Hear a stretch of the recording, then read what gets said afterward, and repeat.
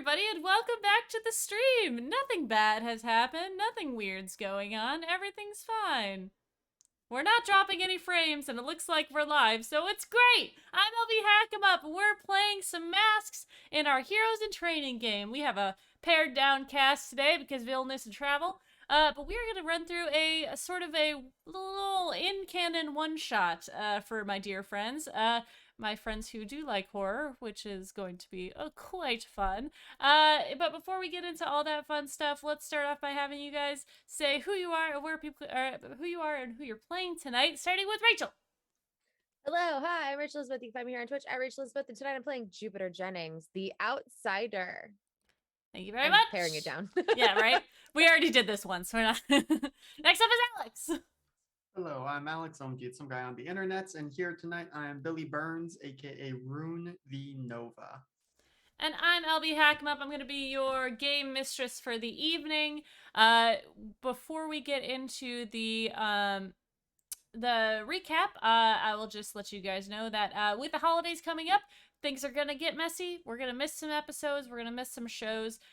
So just be prepared for that, and we'll see how things go. I think next week, officially, yeah, next weekend, Tyler and Danae will be in town. So I will not be there, and then the week after, we'll also be out of town, unfortunately. Plus, it's Christmas weekend, so we'll figure everything out when the time comes. But for now, let's get back into the recap and see what happened last time on Heroes in Training. Okay. Sorry. I had too many windows. I have to turn off Spotify. There's just so many things happening right now. All right, I've got it. We're good. The recap. Dear Diary. Okay, so before I forget, Nancy isn't mad anymore, and I think she and I are okay. I wrote a letter to the Valen leadership and told them about Ed McMahon's treachery here on Earth and put forth a motion to have his name removed from the Earth's Hall of Records and the Hall of Planetary History. I haven't heard back from them yet, but I'm hoping that they'll agree.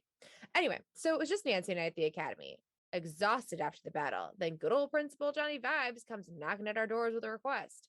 The adults were having trouble getting information from Scurry by their normal means. Surprise, surprise. And wanted Nancy and my help. Okay, so long, weird story short, we thought we were going through a door in the basement, but ended up in a freaking space base. I thought they asked us to come help because of my other skills, but they actually just wanted us to question him. So Nancy and I came up with a plan. She'd memory manipulate Scurry into thinking we were allies and had rescued him as I attempted some subtle questioning about their plans. In the end, we honestly felt kind of bad leaving him hanging like that because he really believed we were there to save him. Minus the whole trying to kill me thing. Ted doesn't seem like a terrible dude. Maybe he'll change sides and get like a redemption storyline or something. Either way, Nancy and I worked really cohesively as a team and it felt solid. Later, Billy filled us in on what happened when he disappeared. Apparently, the smoker teleported him to some weird facility, and this creepy little girl named Jumpskip walked him around the facility asking him questions about his mentor and about our weaknesses in particular. At first, it seemed like they were walking somewhere, but he quickly realized they were going in circles.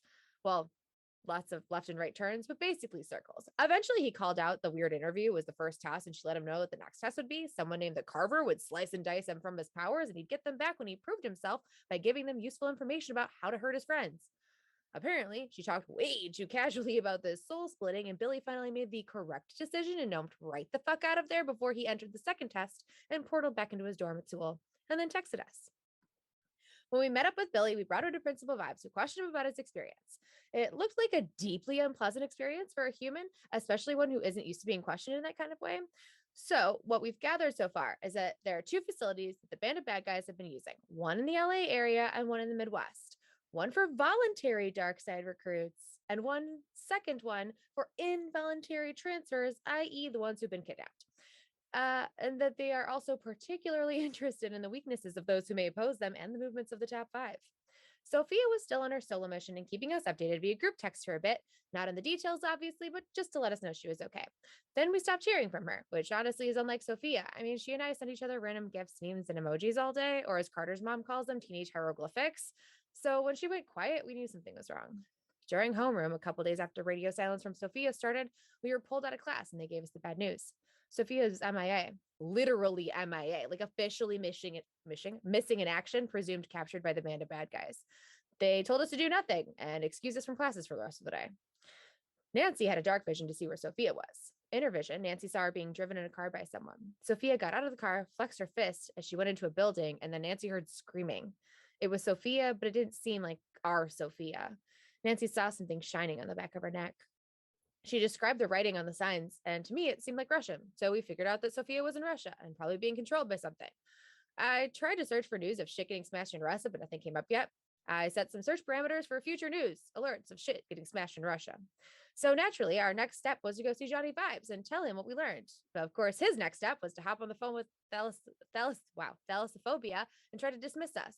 And I'm sure if Thalassophobia heard any part of the next conversation, they'll think I'm absolutely unreasonable, will probably never want to work with me, but I just don't care anymore. I'm so tired of adults telling us to stay out of it or do nothing. Like that's really worked out remotely since all of this shit started happening. He tried to dismiss us and I flat out told him no. Yep, just no. I said they could include us in whatever happens next, or we're going to stow away or go by ourselves and they'll run the risk of us being in the way. The end. No other options. They wouldn't have even had a fraction of the information on the band of bad guys without us, nor know where Sophia was. So I don't know what the frickin' hang up is at this point. Adults on this planet are so weird. Hey, diary, can you get expelled for outright insubordination? Asking for a friend. Thank you so much for that recap. That was adorable. All right.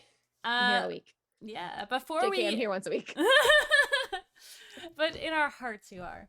Before we jump into the mission of the day, we're gonna talk. I just want to make it clear before we start in anything, I have discussed with my players limits as well as safety tools. This is going to get spooky as well as maybe a little hurtful, so I wanted to make sure that everyone has a level of security getting up. But so let's just jump into it. You guys left your conversation, you went to bed, and it's been a couple days. You guys have tried to figure out what the best course of action is moving forward, I'm assuming, as far as how to get to Russia and like if they're going to bring you in to help with anything. But yeah, is there anything in particular you guys want to get up to in that time?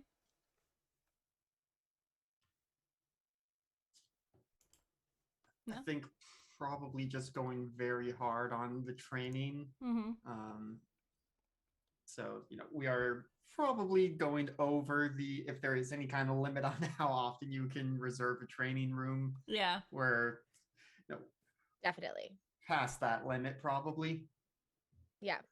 And when we're not training, we're probably like in the gym or going on runs or whatever. We're training like we're about to fight some maybe people that are trying to kill us. All right. And I'm putting everybody like through like an extra rigor, like shit that we don't do at the school, like shit that we did on my planet. Yeah, Nancy's trying to keep up with you. It's I think the most difficult for her as far as keeping up with the training regiment, but yeah, you guys are able to train as much as possible, get up early for runs, start to plan what you're doing next. But this is the night. Oh God, my head was like, I should tell them what day it is, and then I realized that I don't know what day it is. Hold on. So that was Thursday. So it is coming up on Monday. It's Sunday evening. The whatever. I will tell you later. When Billy, you are in your room, doing what before you go to bed, I guess? Oh, I mean, there was probably still some homework that got assigned for Monday because this is still that long weekend, right? Yeah. And so it's like, oh shit, there was some assignments that got procrastinated, especially with all the bullshit going on. But also some teachers are still gonna want to see the homework done. So yeah, probably at his desk working on one last assignment before bed. Okay. What is Jupiter doing in her room in the evening? She's probably texting Carter because they've never had a chance to have a conversation after all of the drama. That's fair. What are you discussing? Just I mean, obviously, it's teenagers. We're like Mhm. avoiding the elephant in the room, Right, right, right. like, Mhm. yeah, how we didn't get a chance to talk about Mhm. the fact that, I admitted to having a crush on him at that party before I went off to try to save the day. Yeah. Yeah. So, just random stuff. I'm just expressing my worry about Sophia and how we still haven't heard from her and, you know, Yeah. just training really hard and that kind of stuff. Mhm. Yeah. I think What that he's doing. Carter is going to want to see if you guys can meet up for coffee sometime during the week, maybe. If you have free time, he knows you're busy doing stuff, but he found a really cool coffee spot that he wants to show you. Totally just for funsies. Um Yeah, it sounds like him. yeah.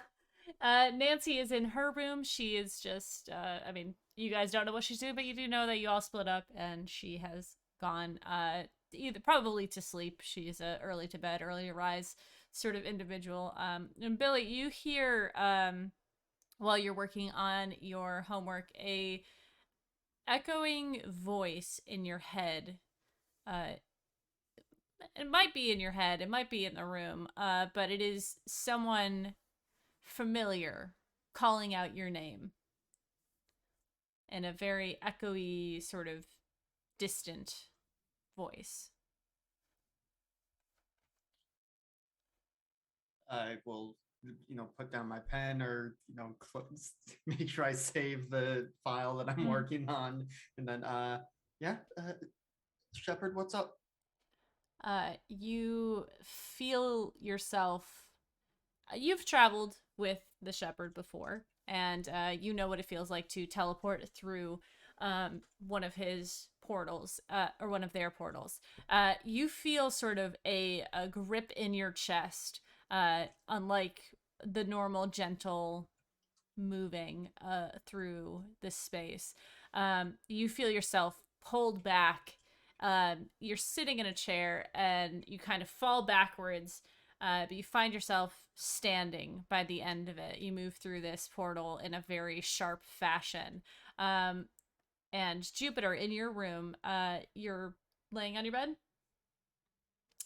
You don't hear anything, but you do see the lights in your room kind of dim, and then you feel something sort of grip your chest, and you are pulled forward into your bed, and you find yourself standing in a dark room.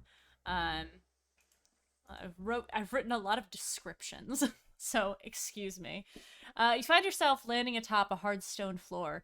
The room around you is in darkness. Only a single candle on the desk across the room yields any light. You see beyond the desk red velvet curtains pulled closed, but reaching from the floor up to an unseen ceiling, presumably beyond the light of the candle. You hear wind scraping and turning outside. Presumably, some storm is on its way. Um, Billy, this room seems very familiar. You've traveled here many times before. This reminds you of the office of the Silver Shepherd, but it is only lit by a single candle on the desk. So their office is in like their main office. Yes, where they usually appear to you in front of their desk writing when they get debriefs. Shepard, hello. Oh, Jupiter. Hi. This is not sure why you're here or why we're here, but I guess welcome to the Silver Shepherd's home. Do they usually not ask before they rip you through a portal? No, usually they do ask.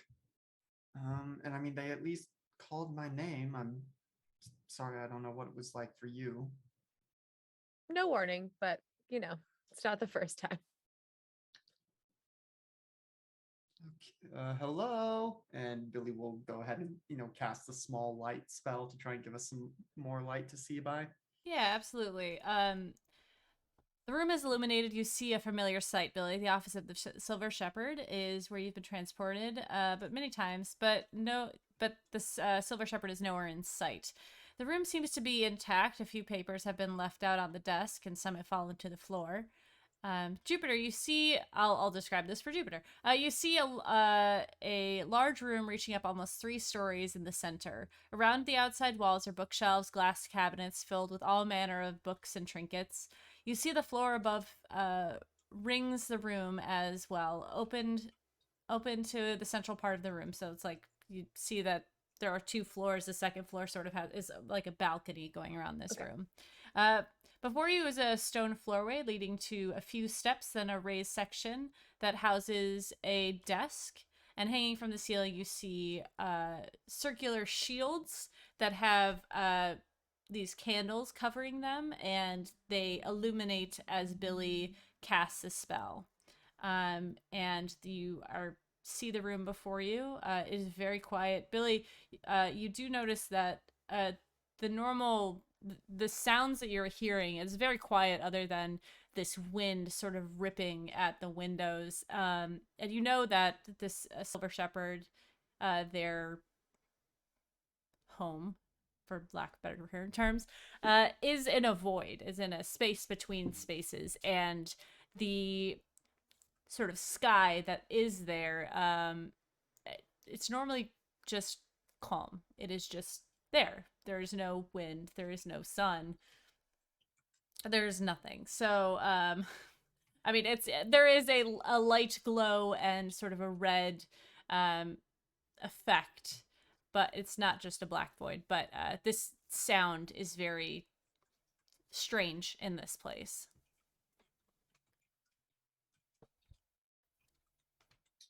I will say as much to Jupiter.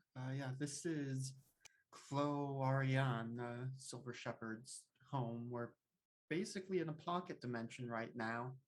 And normally there's not really anything outside, so the fact that there's something outside is a bit concerning.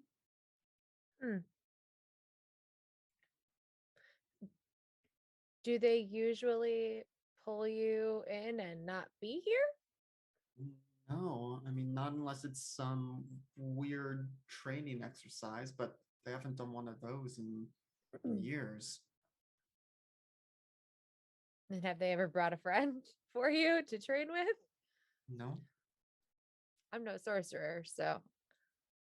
Yeah, no, this is all very weird. Jupiter's gonna Hello? absentmindedly look. Can I get to the desk relatively? All right, just Yeah. gonna look around the desk a little bit.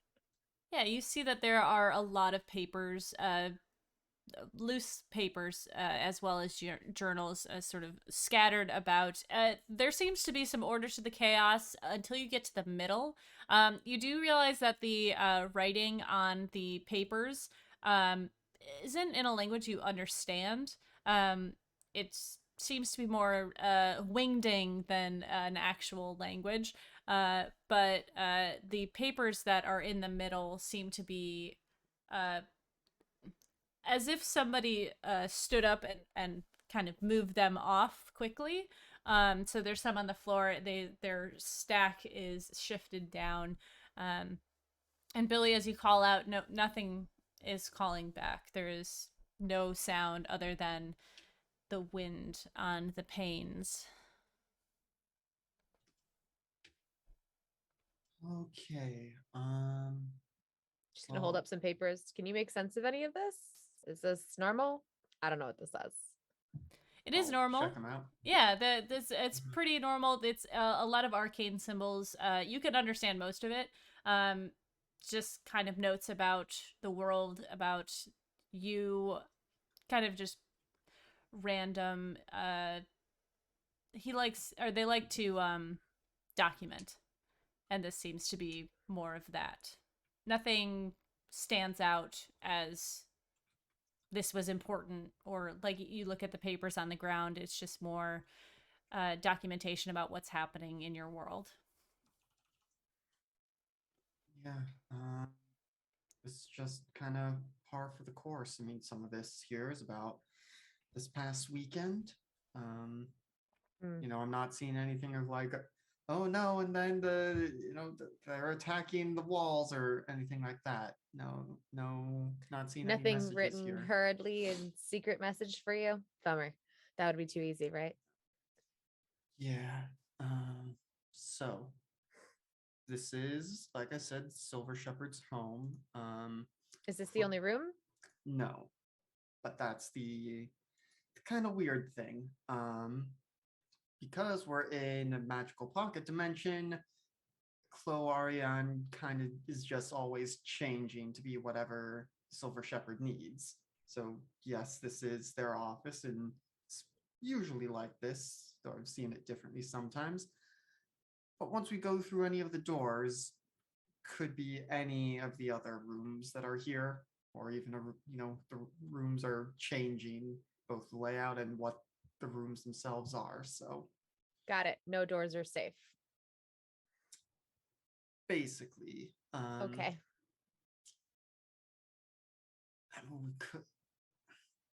I don't know that sticking around here is going to do us much good, because if the shepherd would be here, or would have left a message for us or something. So I do think we need to go try and find them. At the very least, to get us back. Given the magical protections here, it's very difficult for me to portal myself home from here. Well, I can't help us in that regard, so I guess pick a door, any door. You've been here before. I'll follow your lead. Right. Yep. Let's just try to stick together. If we get separated, it's not going to be bad. There shouldn't be anything here that can hurt us. Well, except for don't touch any of the artifacts. Oh, well, I know that. Right. Just My people have been stealing dangerous shit off of planets for years. You don't touch anything in one of the. Anyway, right. Yeah. Just lots of dangerous cursed objects here. The shepherd kind of collects them, makes it sound wrong. They take them and lock them away here so no one else can use them or be hurt by them. I hope it's not one of them that did this. That would be bad. Hmm. Anyway, Only one way to find out. all right. Only way forward is through. Yeah, let's go. All right. Billy, you walk to the door where you know that the sort of main exit of this goes out. It is a large wooden door. And as you open it, you see a darkened hallway. This is a familiar sight to you as well, as it is the sort of connector to most of the rooms. As you said, pretty much when you open any door, it could be anywhere. But for the most part, when things aren't wonky, you go into a hallway, you open a door, you go into this hallway that leads to sort of all the other places. You see a stone floor that leads up to stone walls with arching pillars in the middle that connect down. There are doors on the left, doors on the right, but on the right side there are arched windows that are open. Not open. They're not covered. They're very they're frosted is the word I'm looking for. They're frosted, so you cannot see out.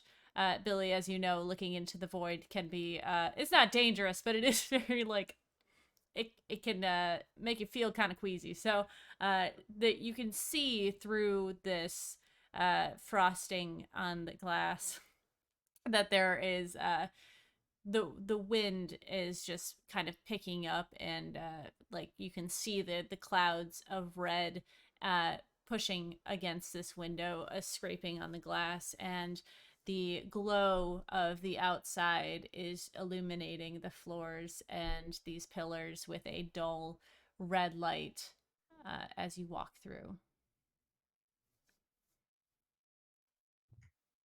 All right.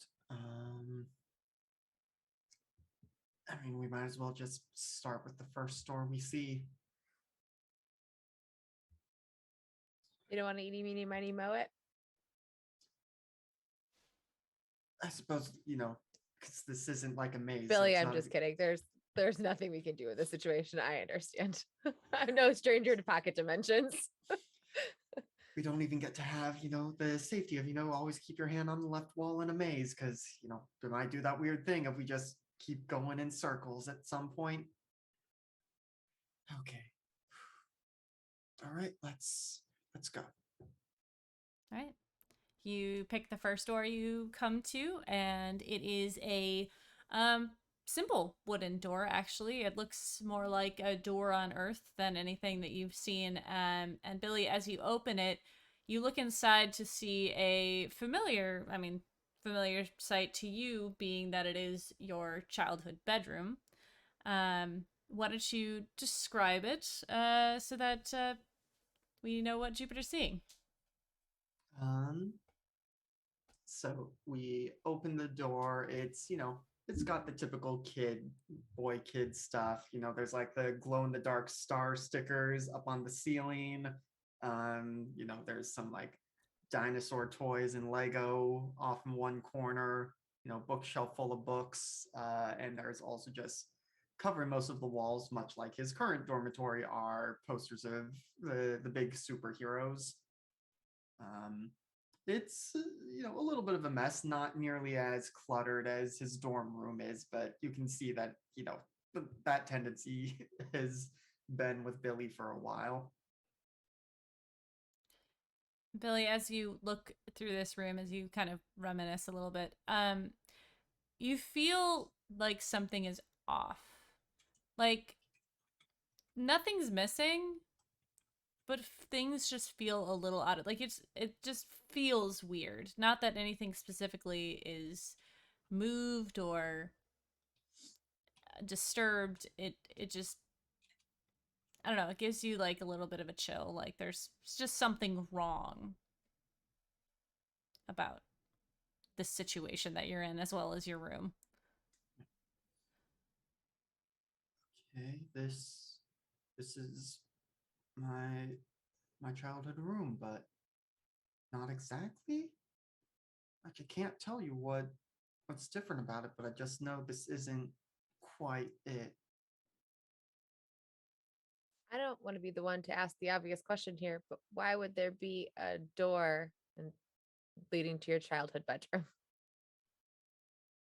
Yeah, that's I mean, This maybe it's hasn't happened before, right? Like this isn't like a training exercise that you guys used to use. not my childhood room specifically, no, but I mean, Okay. the Shepherd's got, a magical equivalent of our training rooms, basically, and so maybe this is it, but I don't know why. Seems like an odd shape for it to form. That's if we poke my head through that door and it's the rest of my childhood house, that's I don't know if that's gonna be better or worse. But Billy will move over to Yeah, that I'll door. stand in the doorway still so we don't like lose the hallway if you want to go. Yeah. I love this logic. Yeah, you open the door and you see a sort of black void in front of you. Closes the door. Okay, not the rest of the house, just a void. But like I said, I Closet don't know if door? that's better or worse. Is the Yeah, closet door your closet? goes to check the closet. You open the closet door and it is your closet. Okay, yeah, this seems right. So something about the room. I just Billy's gonna start going through and like looking at the books and seeing like it pulls a book off the shelf, sees if it's actually the text of the book or if it's all blank or jumbled letters or something. Pair of fresh eyes. Can I see if it's just something like spatially Mhm. that's off? Not necessarily the things. It doesn't seem weird to you at all. Like you're not getting any weird feelings about this Okay. place. But you've never been here before. Okay. Some sometimes rooms are just weird. Sometimes you don't remember things right. You know, like there's could be a lot of things about what's going on. There doesn't seem to be anything dangerous going on right now, so Okay. it is what it is. It's just a room.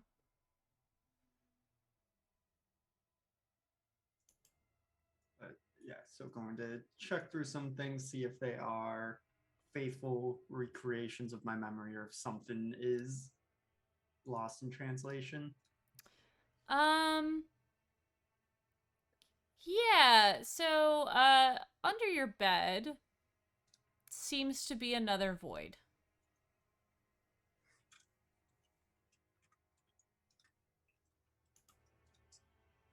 Okay. That The music. um oh, I should turn that up. I'm not hearing it. It's very quiet now. Music is maxed for me. Anyway, Yes, it's very quiet right now. uh Sometimes a Yes. room's just a room, guys. You don't have to, you know, I don't know. I don't want to tell you what to do, but you don't have to spend, you know. There's no mystery. I've told you what you need. well, I guess we should try another door. Obviously, Silver Shepherd isn't here. Do you want to just go to the next door? Or you want to pick a random one? I mean, just the next one, just in case we do manage to somehow do this methodically. Try to make a mental note of what that door looked like. You know what I mean? So we can try to not repeat doors in case they move around. Yeah. I would like to try and just use magic to basically, write on Sure. the door of Billy's room. Yeah. Yeah, you're definitely able to do that. You notice that as you walk up to the next door, it looks very familiar. Like, the doors themselves, normally reflect what's on the other side. Like, you know, the door to your, the door to, the kitchen always looks the same. You're not quite sure about the way things are now, but that seemed to be the case. So if you come across your bedroom door again, then You'd you know know. that is, yeah. Okay. But this door is a large wooden door that is sort of arched at the top. It is framed. There are sort of metal bits in it that reinforce it. As you open the door, you see...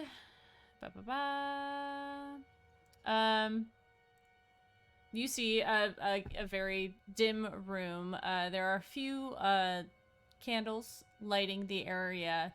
The walls lining this room are dressed in ornate carved wooden pillars and shelves, each topped with some animals or symbol, and some even you don't recognize Jupiter.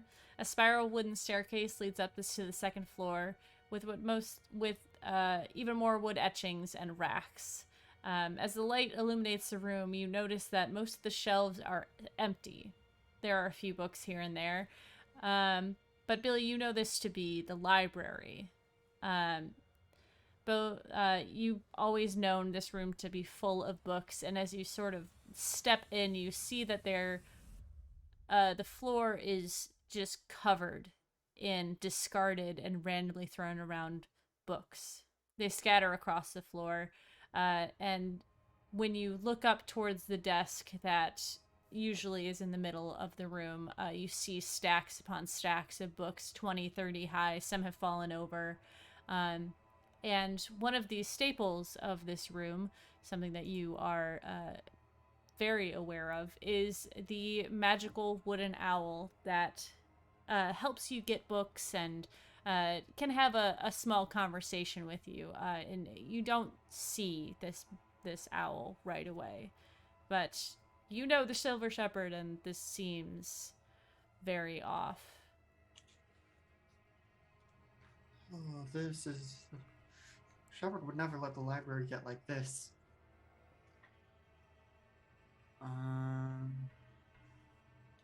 They've never gone on so when my dad goes on like a research binge and he gets like I always just call it genius brain, and like everything's just so in disarray. It's like trying to organize their thoughts. They can like get them on paper. That doesn't look like this. Certainly not to this degree. I Okay. mean, It looked a little too chaotic, but I don't know them, so maybe it's really bad genius brain. maybe. Okay, so we've had Shepard's office, my room, the library. The other more stable rooms I know of, there's still the kitchen and the dining room. What we called the zoo and the observatory. Actually, the observatory is kind of where they go to like watch over the world. So maybe we should try and find that room next. Well, let's just close this door to chaos and see if we can find the door that looks like the observatory door. If that's where you'd like to go next. Billy, Jupiter's getting more and more worried that they might be in a horror movie, but she's trying to keep calm for Billy and exude calming pheromones. Yeah. Billy, as you turn to move away from this door, your eye catches something on the desk. You feel like you see behind a stack of books and under one, your little friend, your little owl friend that has been by your side for a while, keeping you company while you study. You didn't give me a name for the owl, did you? Well, I guess no, I didn't. But would you have named the owl? Probably. Gosh, now I'm trying to think if Athena's owl had a name. That's probably what we would have gone with. It's a good question. Or the owl from Sword and Stone. What was his name? Archimedes. Sorry. That's the first owl that I thought of.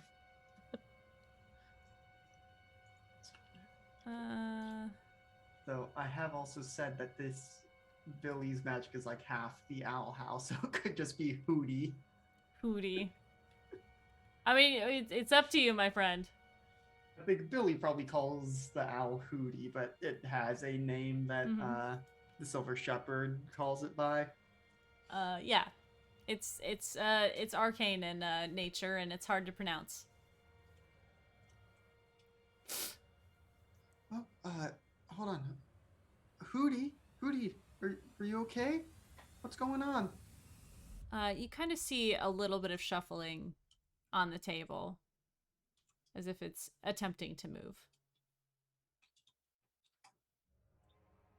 Okay, hold on. I'll be right there. If we go and check with the owl, it may be able to tell us something about what's been happening here. Okay. All right. You guys move into the room, wading your way through these books, I assume attempting to be as careful as possible not to damage them further. You make your way over to the desk that you've spent many days and nights studying at. The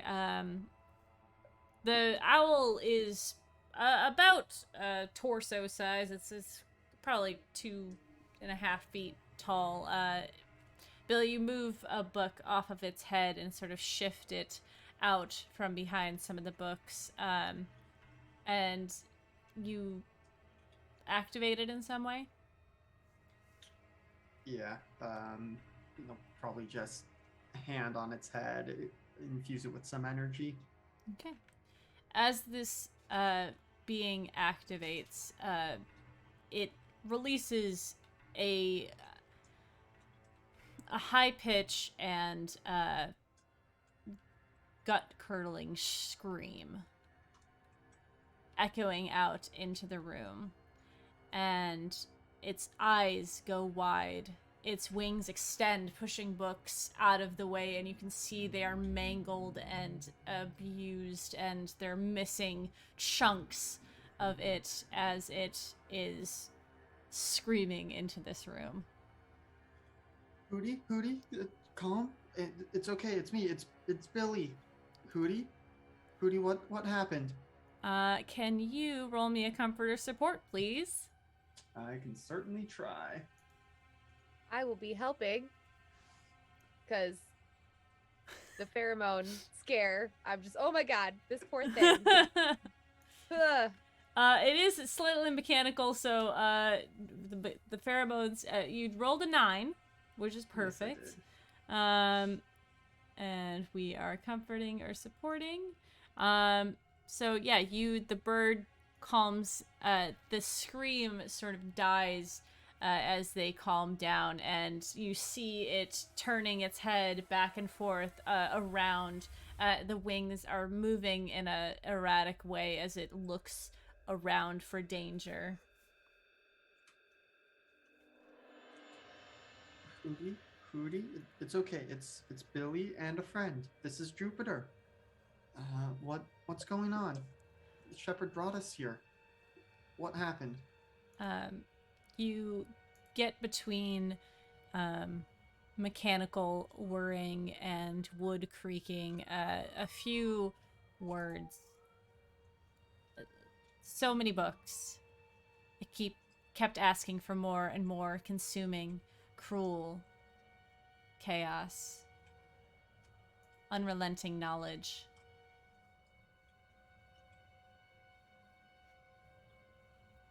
The shepherd did this, or someone made the shepherd do it, or All you get is something.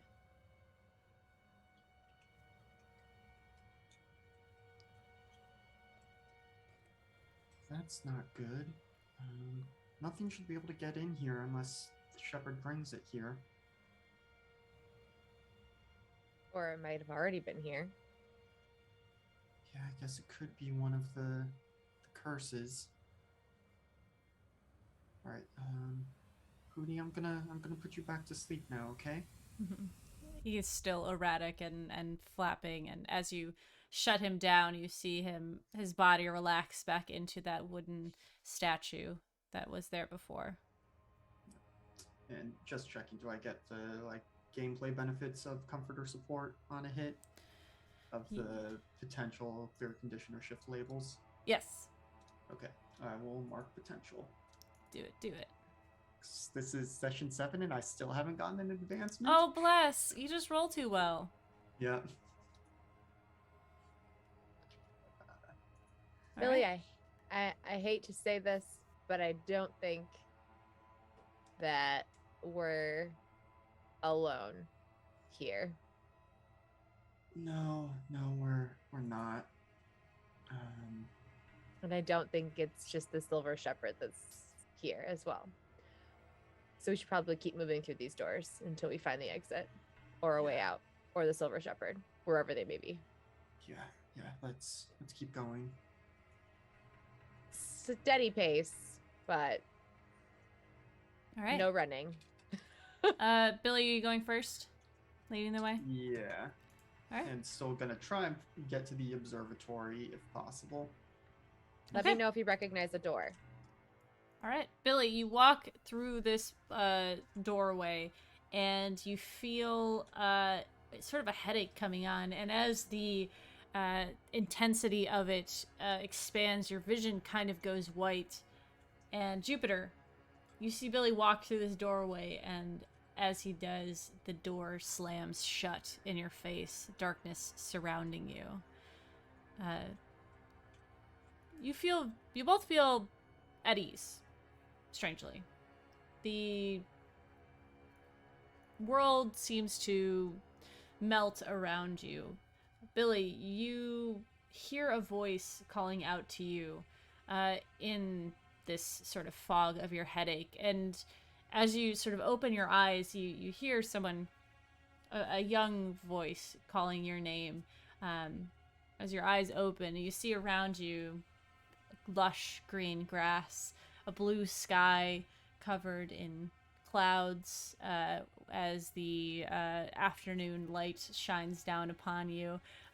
You recognize where you are. You're in your backyard. Of course you're in your backyard. You've always been here. I mean, this is your home. This is where you live. And as you hear the voice call out to you again, you turn around to see your little sister. and she's running up to you. And she says, Billy, you promised to take me to the park today. Right. Sorry, Lizzie. It was just, the weather's so nice. But yeah, we'll go to the park. We'll enjoy. The weather's gonna be even better in the park. Okay, you said you said you were sick yesterday and that you would take me today, so you better. Yeah, You got all your things? Yeah. All right, let's go. All right. You start moving to the park. You walk down the same trail that you've walked down many times. You pass the same houses. The wind on your face is perfect. It's everything you'd want in a, Tuesday afternoon out hanging out with your sister. You get to the park. There's the swing set, the jungle gym, the play structure with a rickety wooden bridge to cross over. And your sister is dragging you by your wrist towards the swings, and she wants you to push her. I want to go really high, big brother. Well, okay, but not too high, or Mom and Dad will yell at us again. But they're not here, silly. Well, yeah, but if you fall off and, get a boo-boo again, then I'm the one who's gonna get in trouble. Okay, I guess if we have to. But still pretty high. Let's go. All right. You start and to I will push. start pushing around the swings. Mm-hmm. Jupiter, the darkness around you sort of, the door is still illuminated somehow. And as you reach to open it, you find yourself back where you started, back in your home. And, of course, you were going home. This is where you're supposed to end up. Why don't you describe to me what the home on your planet looks like? The one you shared with your family. Well, like Jupiter's bedroom, is that where Nope, we are? you're Or am walking I in through the front door. Walking through the door. Okay. It's pretty Spartan, like everything's very so since Vela is like everybody's obsessed with Earth, so like everybody has like very Earth-like homes, but they're just like a little bit off, like the material's not quite the same as like granite countertops. It's like a different, more like iridescent clear like quartz type material, more see-through than like a granite would be, like that kind of stuff. It's a little bit off, but like normal kitchen, you walk in, big vaulted ceilings, lights and stuff, and parents' bedrooms and all of their stuff. Dad's offices are on the left, and then like her and her siblings' rooms are all down on the right. And there's a big great room in the middle, which is like the family room, because again, emulating, they're obsessed with Earth, so like family time is very important, dinners and all that kind of stuff. So but pretty Spartan. There's not a lot of like things everywhere. It's very like, it seems almost like ever been into like a model home where it's like, there's things, places, but it's not like, it doesn't seem very lived in because they are all very busy. And they basically are just there like maybe once or twice a week to like actually see each other and do family time. Muted. As you walk in the front door and it closes behind you, you hear the door close to your father's study, the admirable, the admiral, not the admirable. He is very admirable. And you see your father walk out. What does this father look like? So this would be Hevlin, the military leader, the admiral. Tall, so most, everybody there is pretty humanoid, and everybody's tinged a different color. This dad's tinged like a very dark green. Everything about him is just like very dark green eyes.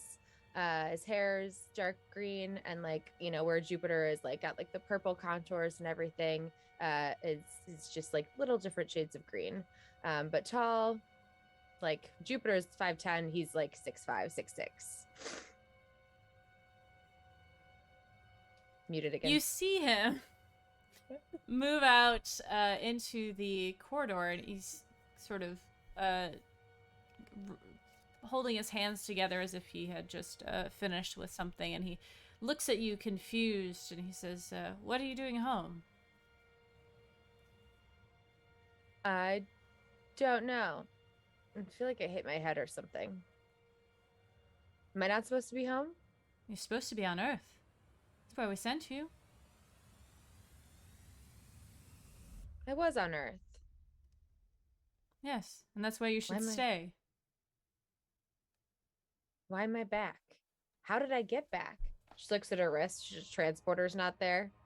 No, it doesn't seem to be. You see your sister, one of your sisters, move over from the kitchen.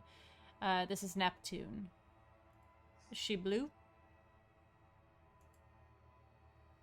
Yep. Okay. Her blue tinted skin, her dark blue hair, and she sort of looks at you and says, "What's the fail you're doing home?"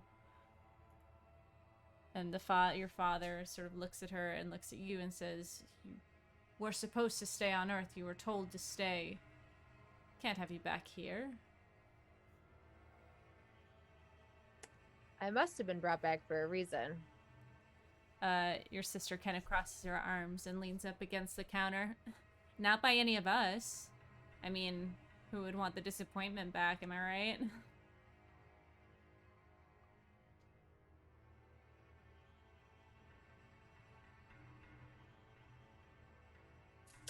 Okay. Where's Mercury? Out on a job that they can actually do. And Dad and Pluto? Your father sort of takes a step towards you. You shouldn't be here. You need to go back where you belong, away from us. Okay. Well, once I figure out what I'm doing back here, I'll get right on that. Your sister takes a step forward as well. No one wants you here, Jupiter. The best thing you ever did was glitch into that Rocco planet. So that way we could tell you to stay there for work purposes.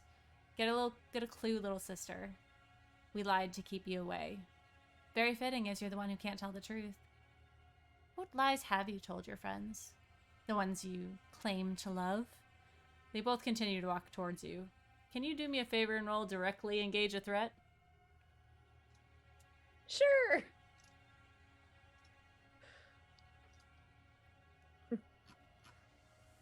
Miss. Oh, boy. You feel, I'm going to deviate a little bit from the rule set. You feel yourself sort of losing a bit of your resolve. Your parents who love you, your siblings who have always been nice to you, are telling you that they've been lying to you. They're asking you to, they're telling you that they abandoned you on Earth, and you feel a bit of yourself sort of get taken in this moment.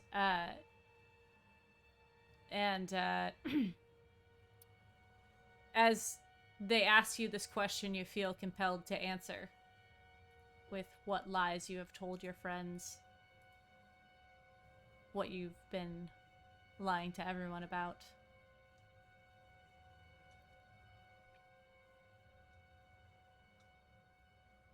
What have I been lying to everybody about? I don't know. It's been a while No, since I remember. I mean, okay.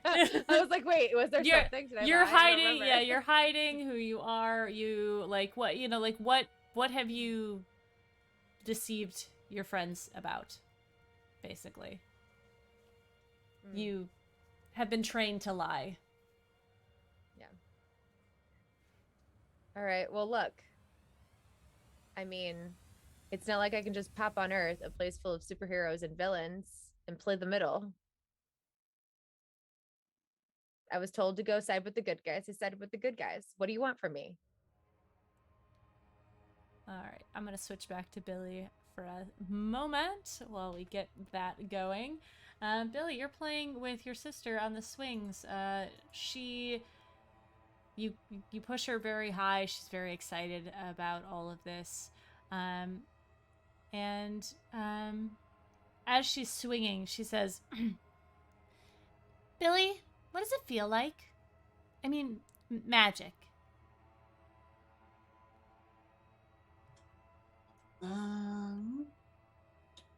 Well, it's mostly tingly. It it feels like when you have too much sugar and you've gotta, you want to go run around or go that kind of thing. But it's more than that, and it sometimes feels like if you don't do the magic, then you're just gonna get so full of energy that you might pop. Aren't you worried about hurting people? Kind of misses the next push before catching and going back. I mean, yeah, but that's why I practice, so that I don't hurt people. You feel a shift as you go to push again. It's a lot harder this time. And as you look, you see your sister step off of the swing. And she turns around and looks at you and she says, That's what you do, isn't it? You hurt people. You left me. You left the whole family. Just because you wanted power? Thought you could do something? And decided to?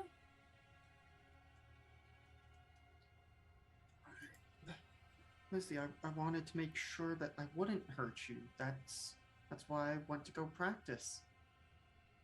But you're going to. You see her shift as you blink, as your eyes close and open again. She is still your sister, but much older, standing in front of you. Maybe about 16, 17. You've missed everything. You're never gonna come back. Not the same. I mean, the Silver Shepherd crippled himself when you couldn't contain your powers. What other things No. are gonna happen? No, that I mean, yeah, I've had some accidents, but Come on, it Billy. hasn't been that bad before. Don't you notice that every time you activate your powers, you become a different person? I mean, which one's the real you?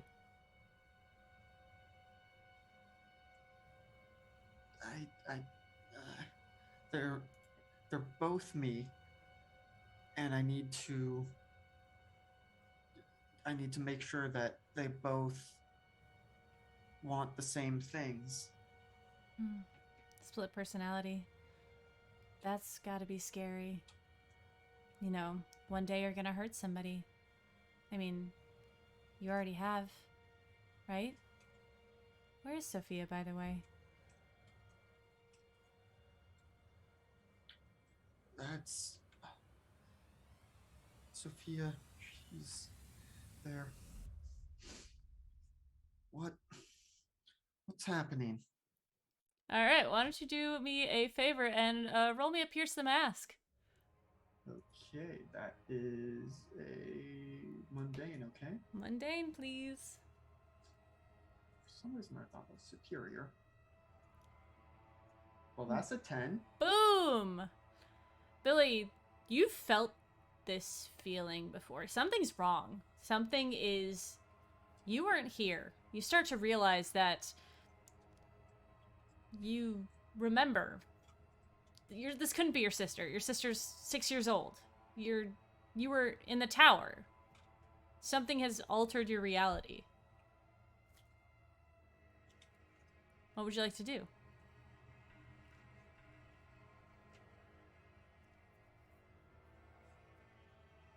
Should I ask any of the questions here? Or is this more broad?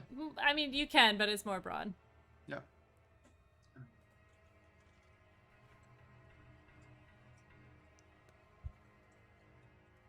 What have you done with the shepherd? I haven't done anything, Billy. Look at me. I'm just a little girl. You're hardly just a little girl. Aren't you worried about what's happening with them? What could possibly contain their power? You kind of feel a pull as they say this, as if they're trying to get something from you.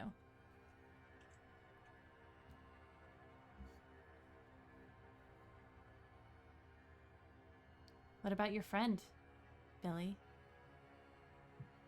Do you think your friend's in danger? Doesn't that scare you? I mean, yeah, I'm worried about my friends. I'm always worried about them. That's why I use my magic. Are you worried that you will overdo it? Blow up? Kill some people?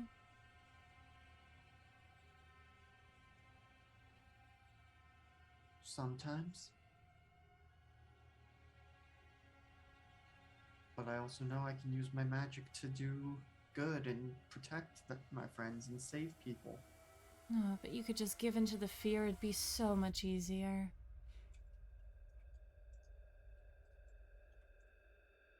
If I give in, then I won't have control ever again. All right. I assume you want to get out of this scenario, yes? Yeah. All right. So I think Billy is going to attempt to power up to begin with. Okay. You can do that. Now that I actually have no conditions marked, this is... It's gonna be fun. Yep. Oh, that's a mother miss. trucker. Okay, well, so I get 2 burn, but I also mark 3 conditions. So, gosh, I also do get an advancement, so I should get out the playbook so I know what I can pick, actually. All right. We can take a break here. And now that you have broken this sort of reality that you are in, you feel like you understand what this thing is trying to get from you. And as you pull, as you maneuver yourself out, you will yourself through. And as you're pulling out, you find yourself back in the on the floor of the hallway.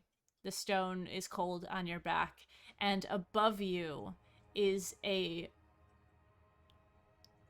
would say, large winged creature that looks like a humanoid bat, pale skin. Its mouth is nothing but blackened teeth with drool hanging down it as it sits over you and looks at you. He with disappointment. And that's where we'll take our break. Thank you guys for hanging out. Thank you to my players for letting me traumatize you. We'll be back in 5 to 10. See you soon. Bye!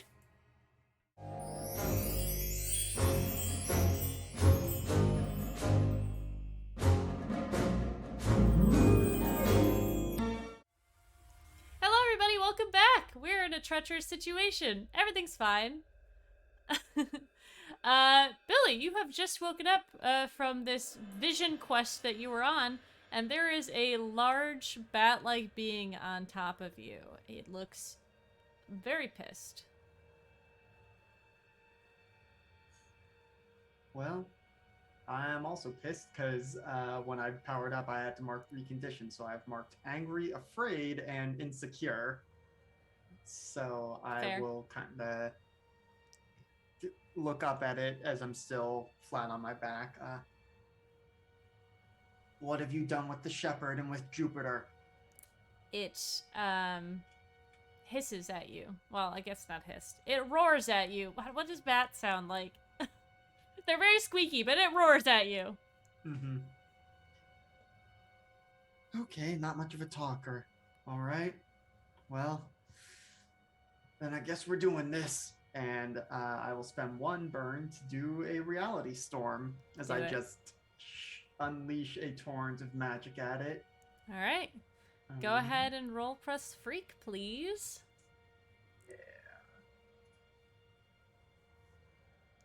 That's Woo! an 11. All right. What happens on an 11?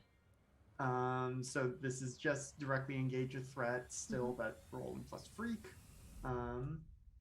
So I'm going to resist or avoid whatever blows they might do at Mhm. this. I'm going to impress, surprise, or frighten the opposition, and I'm going to create an opportunity for my allies in the hopes that maybe attacking this will somehow disrupt whatever it's doing to Jupiter or whatever else. All right. What does this look like? What is the I attack? think this is partially because Billy knows what like how Clo Arion works. Mm-hmm. He's less worried about the collateral damage here, but because Mhm. I only spent 1 burn, there is still some collateral damage. So it is basically just like an amped up magic missile of just a lot of rapid magical shots and Alright. explosions that they don't all find their mark Mm-hmm. on this creature, but it is just pummeled with magical energy. Yeah.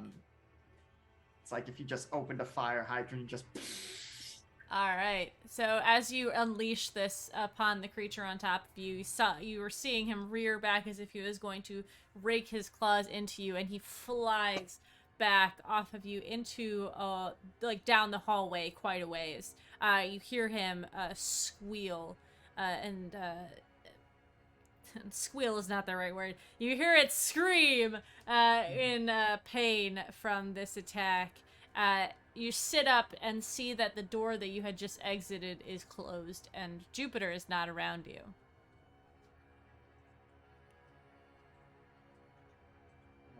I think I will take this opportunity while it is a way for me to just quickly try and open that door, poke my head in, see if Jupiter's there, and go from there. Yeah. You open the door and you see the books consuming the floor. You see the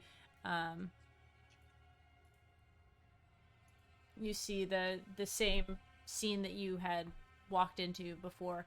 But what is new is a large shadowy shape. It seems to be moving in a normal's not a good word for it. It seems to be that there is a light living within this creature as this spindly, very dark figure has these almost magma looking portions coming around, moving up and down the arms, sort of twisting around the torso. Its long daggered fingers are in Jupiter's neck and head, and you can see her sort of thrashing. And as we get there, Jupiter, in your dream, in your mind, this is reality. Your family is attacking you. They're telling you things, and you've been compelled to answer a question. How have you lied to your friends? What do you say? The mission was to side with the good guys. I went to the academy, I sided with the good guys. That's what I did. That was the mission. And yet, your sister says as she walks forward, you could have easily killed all of them. Did they know that? Did you ever tell them that if you had ended up on the other side, they would all be dead? No questions, right? I mean, don't question things. If that was the mission. Your father steps forward. And how do you think they would feel about that? They know who I am. Do they? Do they know that if we asked, you would just change sides? If we told you we were coming to destroy the Earth, that you would side with us?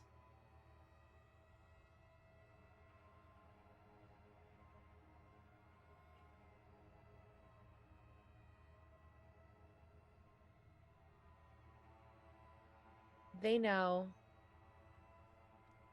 who I was before I came to Earth.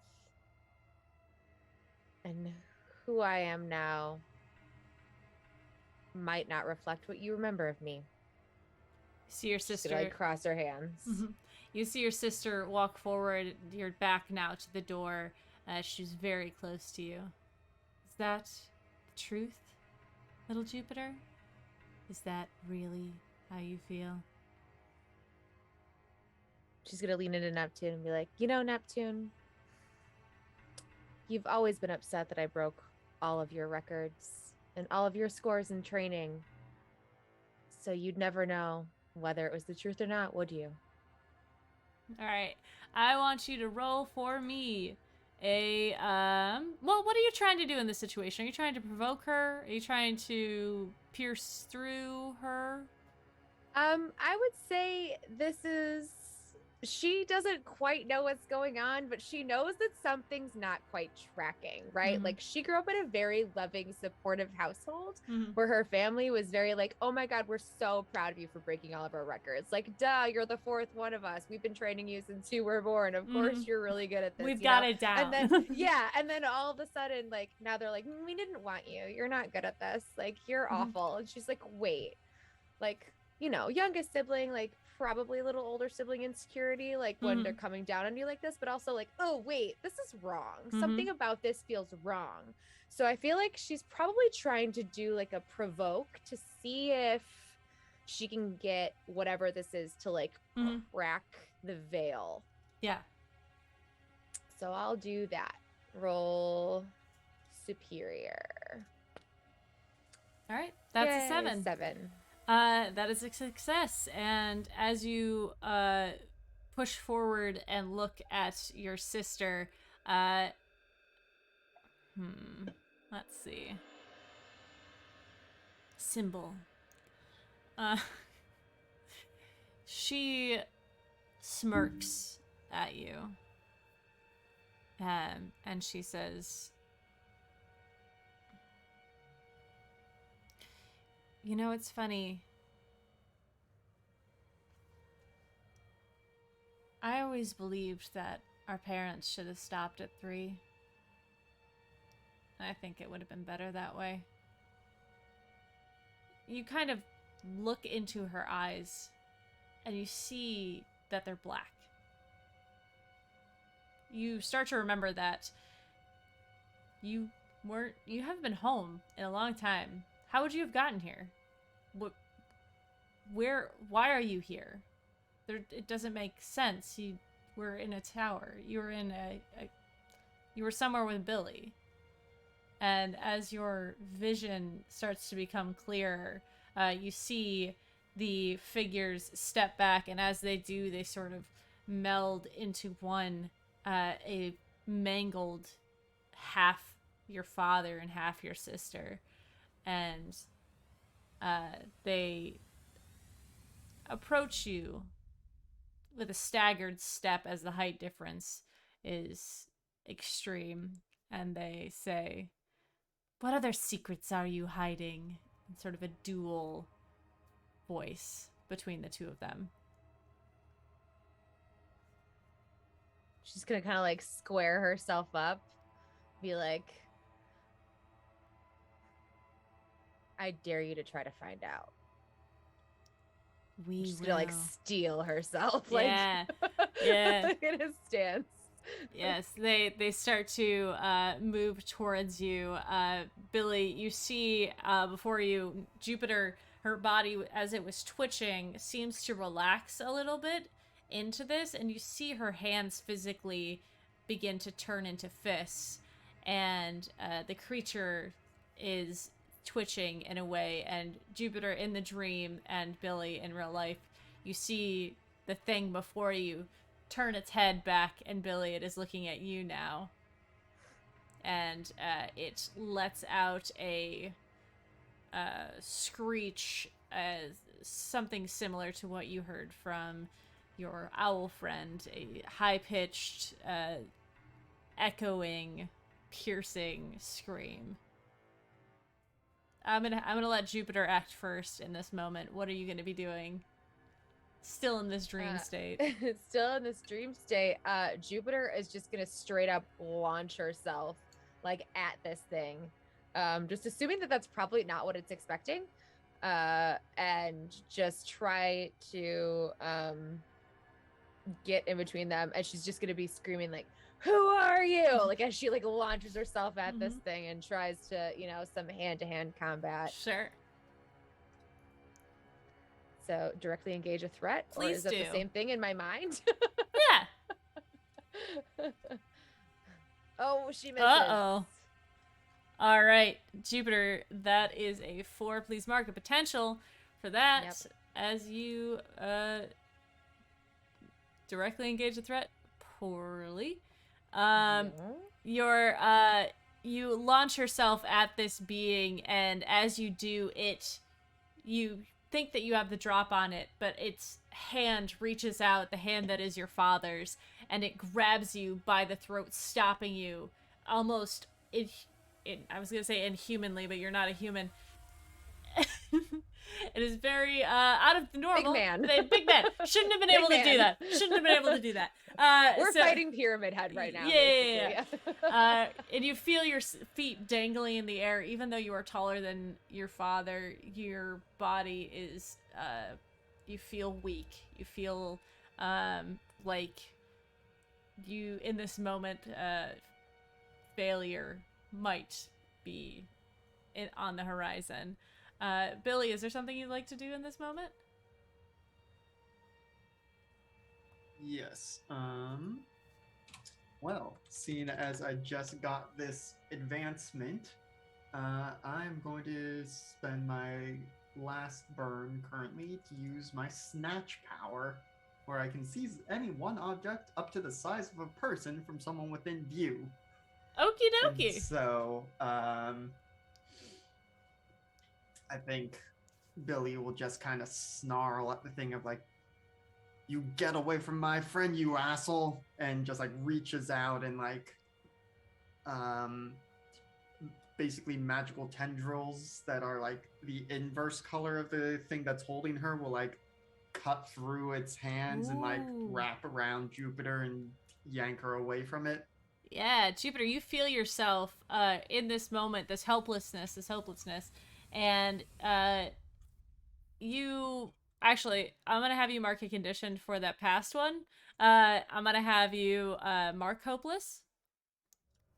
But as this tightness is closing around your neck, your eyes go wide, and you feel a warmth come around your body, and you feel yourself suddenly being like thrown back. You are flying through the air as the world is whirring around you, and you are disoriented for a moment, but you see Billy next to you as he is placing you on the ground. Your eyes kind of take a moment to go between the world that you were in and the world that you are currently in. The screech that is coming from in front of you sort of brings your senses back, and you see before you this being that has turned and is like screeching at you. The two of you in back in the Silver Shepherd's lair. And it is none too pleased about what is happening here. Billy, did you close the door when you walked in? No. And so, yeah, I think as soon as Jupiter seems cognizant of what's going on, it's just like, so shit's going down. There's a big bat thing out in the hallway that I really pissed off. Yeah. And I think Billy will actually kind of belatedly realize, like, oh wait, I should probably try and close this door. Mm-hmm. as you move to close the door, your hand is stopped by the winged claw of the creature behind you, and it roars into this room, looking at the two of you. Jupiter, you now see this winged creature behind you. It's probably like 7 feet tall.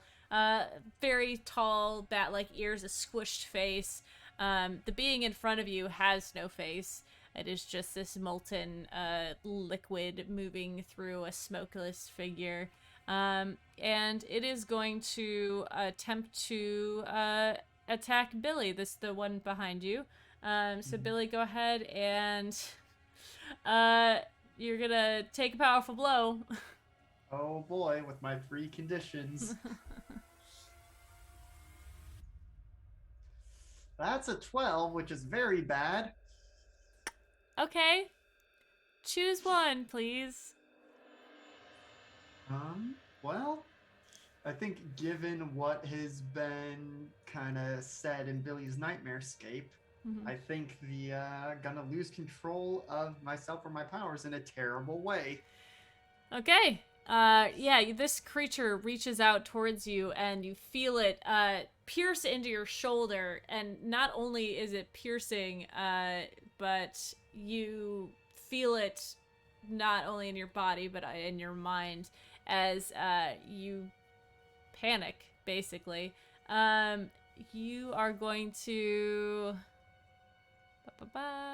okay, yeah, so you feel your powers you've drawn from this place many times. It begins to expand inside of you, and the power radiates. Jupiter, you've seen Billy lose control before, and this seems to be going along that route. And Billy, your mind is shifting between realities. You're getting very confused as to where you are and what's happening. Jupiter, the thing before you, as its hands have been sort of severed close to what would be its knuckles, you see smoke pouring out from the wounds as it moves towards you. And it is going to attempt to attack you. So I would like you to roll to take a powerful blow, please. All right, that's a 9. So choose one from the 7 to 9 list, please. Oh, I gotta open up the thingies. Hold on. So that's either. There we go. I got it.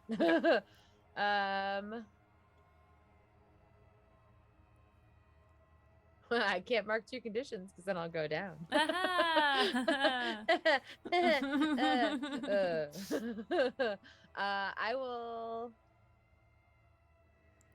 I will give ground. My opposition gets an opportunity. Okay. So this being reaches out into you, and you feel it, the smoke from its hands piercing into your soul and your body, and you feel it is like grabbing at your jaw, and its fingers are going, the smoke is going into your mouth, and you feel like you're losing something.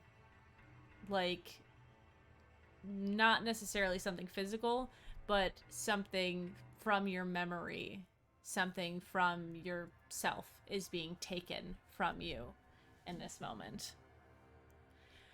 Okie dokie, what do you guys want to do now?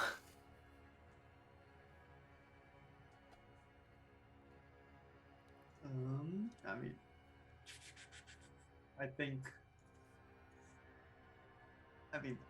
mechanically Billy's going to try and charge up again, but I think this is maybe going to be like after, the powers went wild with that. As he starts to regain some control, he manages to, tap into some of the power that's still hanging on. Mm-hmm.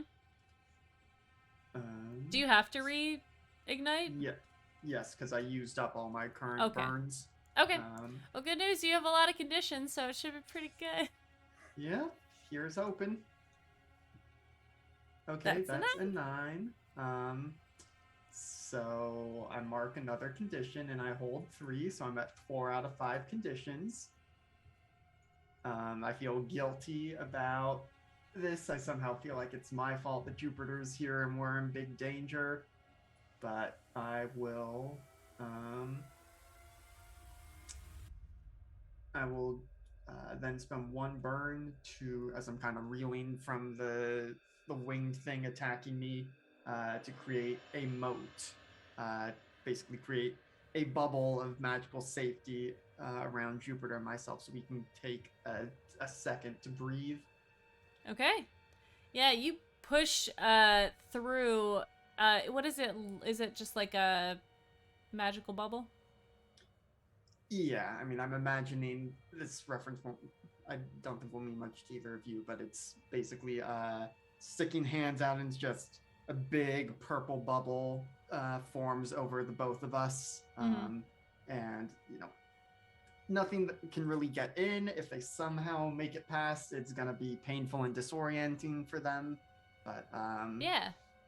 it Yeah. also helps us feel a little bit better. Yeah, Rachel or Jupiter, you feel the smoke move out of your body as this creature is being pushed away with this bubble. The one that it was on, Billy, has been pushed up against the doorway and the wall that is there, and you can see it is burning into him as he has nowhere else to go.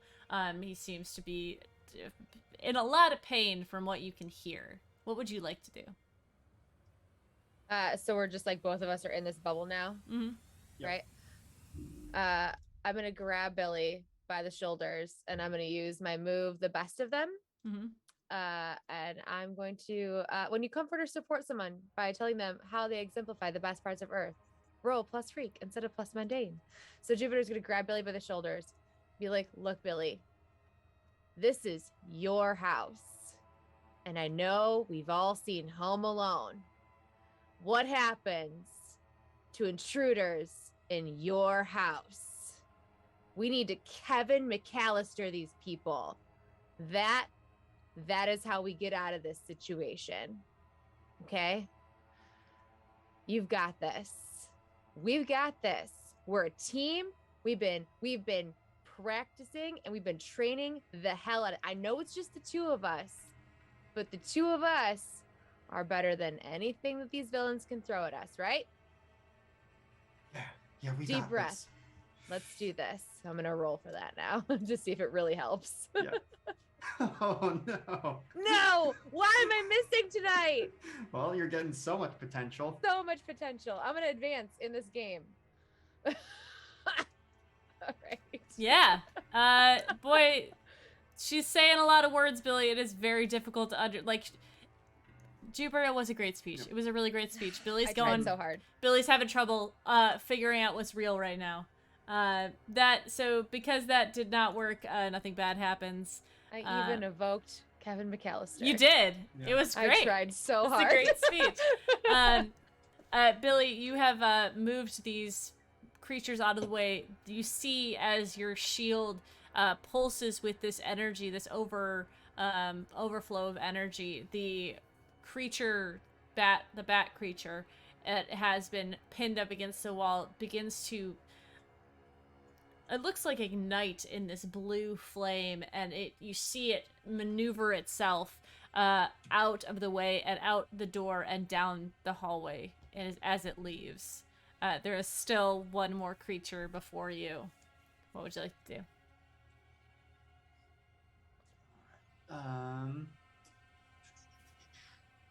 So I think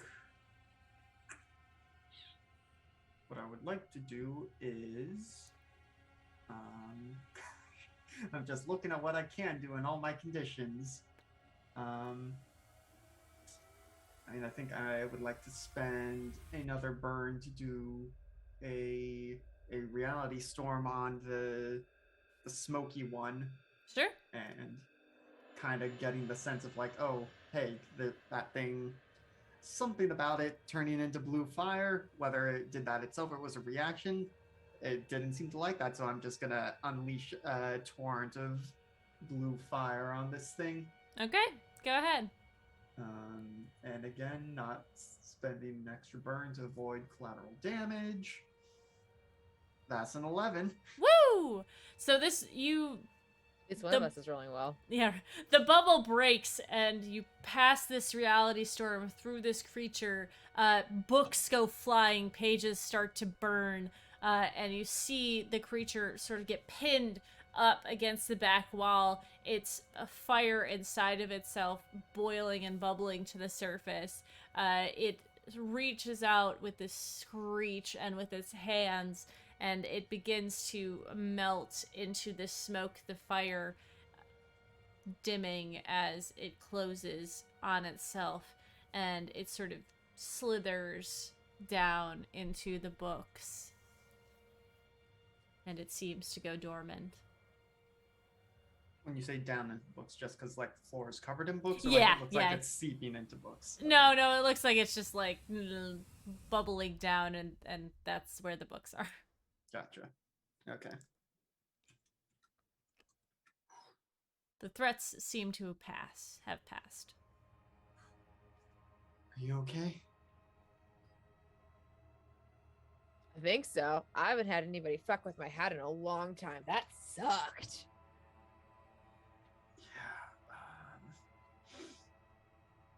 Yeah. If it's if it was anything like what I saw. Anyway, you good? Yeah, good enough. Let's get Thanks the for the fuck help. out of here. Rachel, is Jupiter actually fine?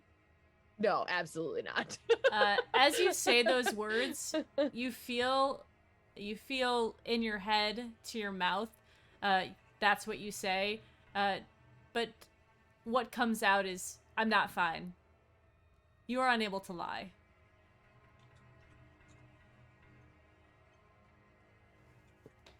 That was weird. Okay. Are you sure? Okay, you're not okay. Right? Obviously. I'm not okay right now either, but we do need to keep going. Gosh. But if Yes, we do need to keep going. if something like that happens again and I start going supernova or something, that's do that too often, and it's probably gonna put me down for the count. And I am trying to use one of my team moves here. When you share Yeah. a vulnerability or weakness with someone, tell them how they could stop you if it came down to it. And so I give you influence, which you already have, so you'll shift my labels, and I get to clear a condition. Yay!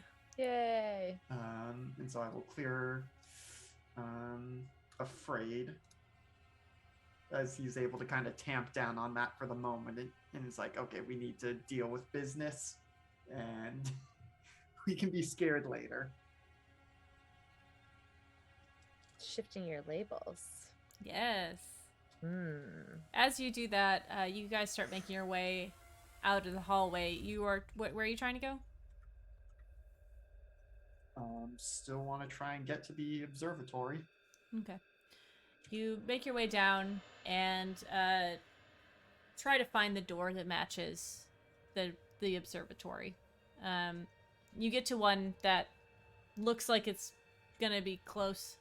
And as you open the door, you see before you the archive.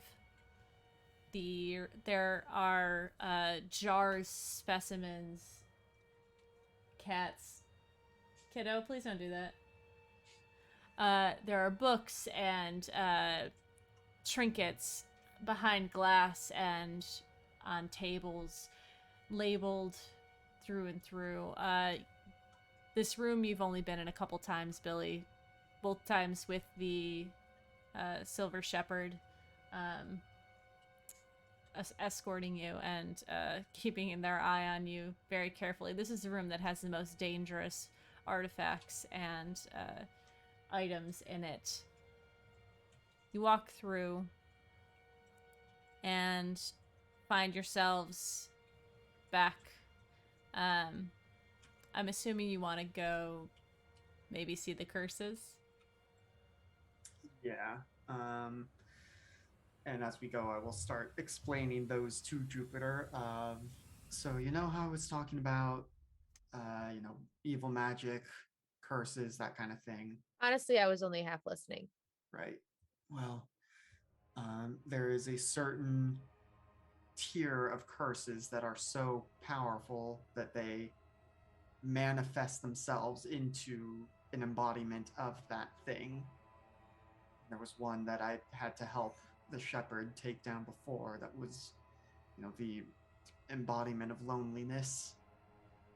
That was not fun, but these clearly seem to be doing something about fear or mistrust or deception, or at least based on my experience. Hmm. And so if it's, How do we take care of that? well, we'll have to see what object it came from, what state it's in, if it's possible to put it back in. It's, put it back in the magic lamp, or we'll have to figure something else out. How would something like that get out? Some of them are very powerful, and despite the best wards, they still, they push and strain against them, and maybe the shepherd forgot to, reapply the wards, or something happened, or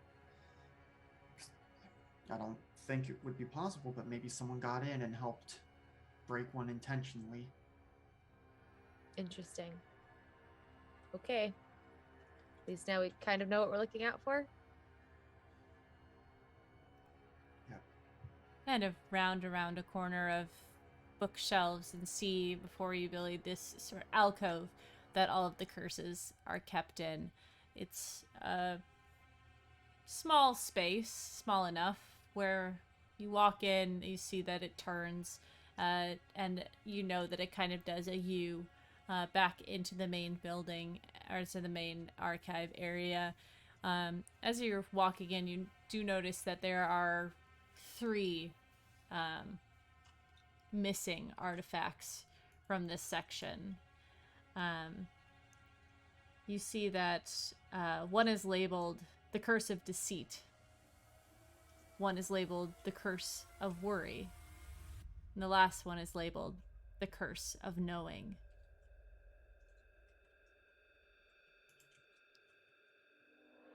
Well, I think I had one about worrying. That's what I saw. I think I had the Curse of Deceit. Then we gotta find the thing about knowing.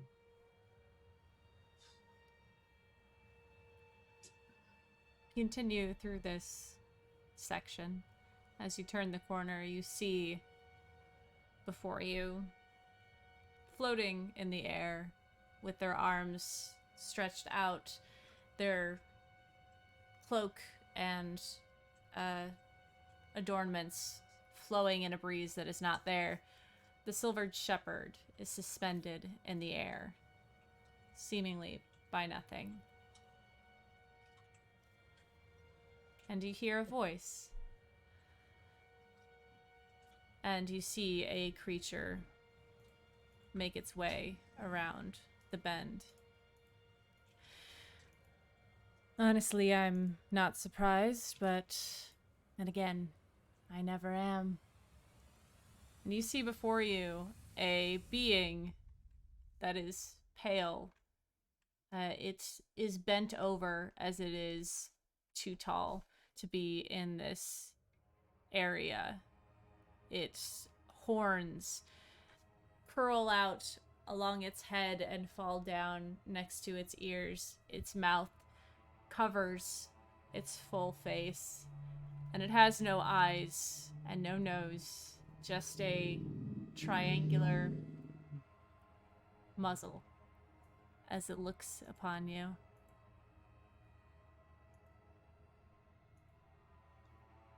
I think we know who got the Curse of Knowing. It is quite the burden, isn't it? And if there's one thing the shepherd would be susceptible to, it would be wanting too much knowledge. No, you can't blame him. You can't blame them. It is compelling to want to know what you don't. But this isn't about them. It's about you. That's why I brought you here. That's why I escaped. What about us would compel you to escape? There are many things that are going to come to pass. Seeing them is like looking into a pool of rippling water. Things change. But the things I know might be helpful to you.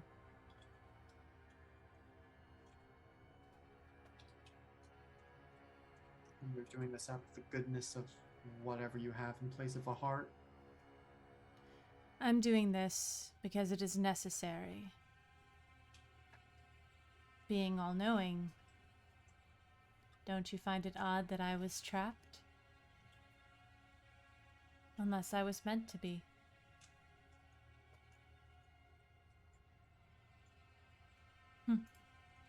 It's a funny thing. You have questions?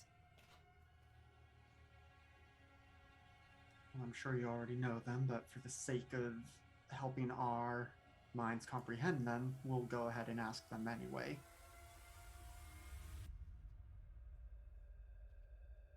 What is the first thing that we need to know?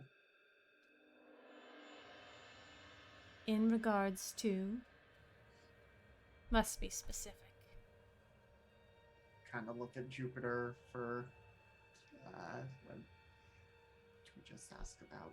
Sophia, what do we ask about? What do the band of bad guys want? What are they after? What most are after: power and control. They It's want never to... about just power and control. Is it not? No, because there's always one person amongst the people who want power and control who have their own agenda. You don't give yourself enough credit. There always is one that rises above the others. You will meet him soon. And as for what they want power. Others' power. Billy, as you saw, they're observing, controlling powers. Not their own. Others. They want to control power.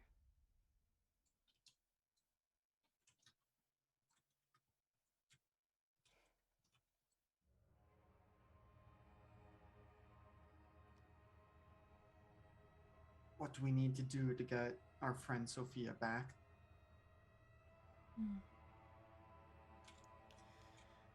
That's a good question, but I think one you already know the answer to. I've got a question. Why you two? Why did I bring just the two of you to me? Don't you find it odd? By a being as powerful as I? Not to toot my own horn, as they say.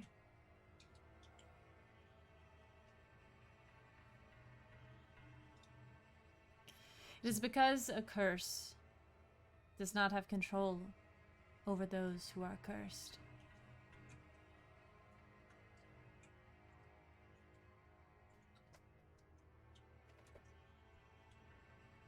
So you're saying Nancy is cursed? Of course. A literal curse has been placed upon her, has it not? Drains her as she continues to fall down the path that will inevitably lead to her death.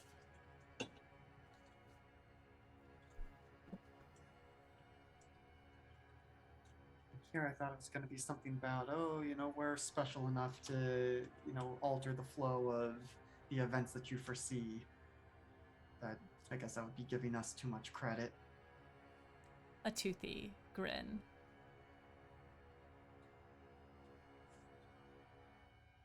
Where do you fall in all of this? I am an observer. I, by knowing, can change things. Sometimes I have to. That's why I'm here. That's why I am talking to the two of you right now. Because something What do is you very want to change?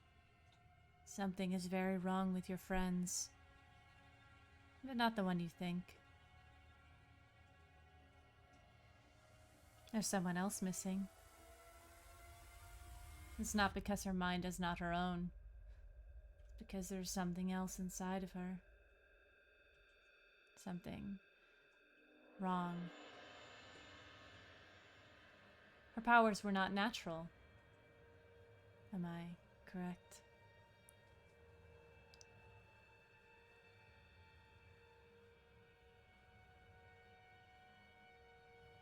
You're talking about Sophia? Yes.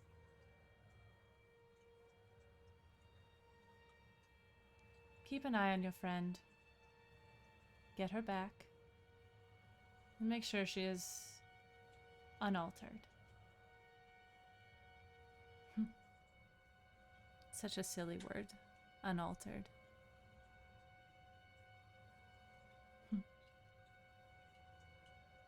Especially strange for someone like me, who the very being, my existence, was designed and altered. That's not the only thing that was altered. Especially today. Did it already happen? Yes. Something was taken from you. You can get it back. Don't worry. Curses... well, they can last forever, but not with any quickness. That didn't make much sense, did it? If you want a powerful magical working, it's got to have time, or a completely inordinate expenditure of magical energy, which would have completely blown this place to smithereens. And as that hasn't happened, it means there needs to be more time for the effect to build up. So, Well put. how do we undo what was done to Jupiter? The passage of time. Perhaps your sorcerer can create a magical potion. But that could be dangerous. Side effects and all that.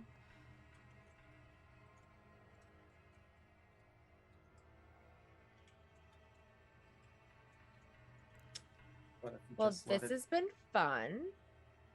That is a lie. LB says. Defines depends. Sarcasm isn't a lie. Yes, it is. Damn it. Well, this hasn't been fun. I've enjoyed not one single part of this conversation. I want out of it.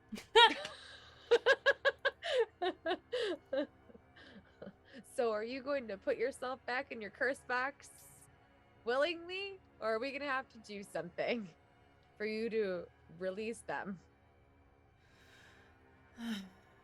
I suppose my time here is not yet up. But I do have one more thing to say. Billy, you and I are not dissimilar. I strive for knowledge. And on my outing, I have gained more. You absorb power. You almost lost control today. You need to practice and harness that. Because if you go supernova, you will destroy your friends. And without your friends, the world will fall into chaos and darkness.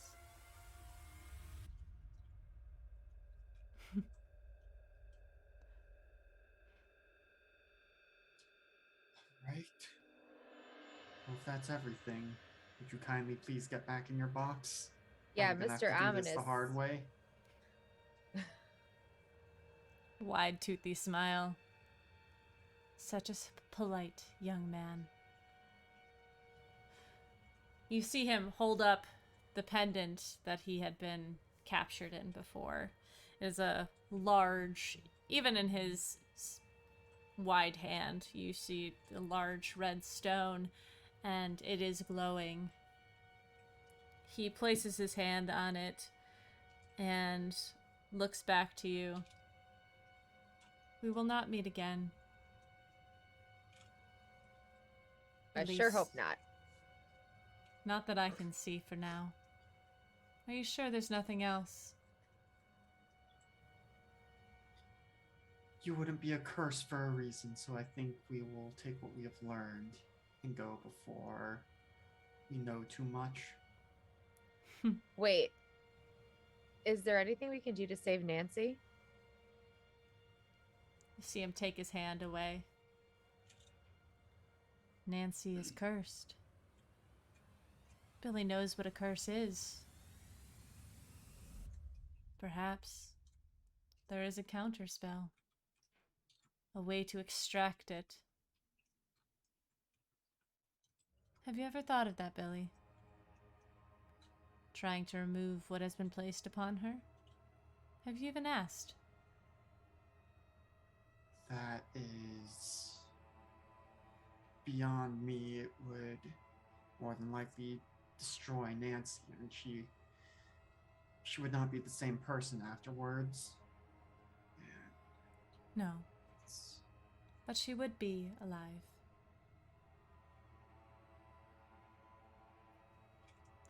You see him wrap his hand around this pendant and whisper a few words that Billy you understand as a incantation.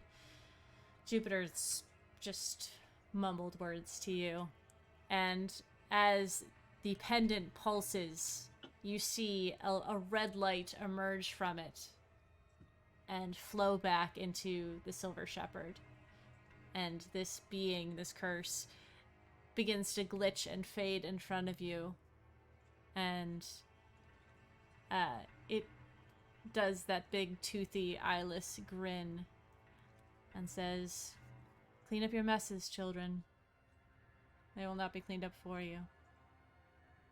And it sucks into this pendant, and the pendant falls to the ground, as does the Silver Shepherd, who kind of catches themselves on their knees. They seem a little out of it. Billy will rush up and very gingerly kind of reach out and be like, "Shepherd, are you all right?" They shake their head, and the mask reveals nothing of their state. But you see the mask look up at you and shake slightly, and then they look over suddenly to the ground, and they see the pendant, and they grab it, and you hear that sort of distorted voice that always comes from the Silver Shepherd. What did they say to you? Some things about how to save our friends. Was anything else released? There was Oh yeah. there was deceit and worry, and I guess deceit took her ability to lie. You see this, I don't know I if- am Jupiter and I'm cursed now. Yeah, you see this masked figure looking towards you. They steady themselves and stand, sort of clearing off the dust from their robes, and they nod ahead towards you, and ask you to show them where these beings are. And you spend probably the next 20 minutes hunting down the worry curse, and the Silver Shepherd is able to place them back in their object, which is a small music box.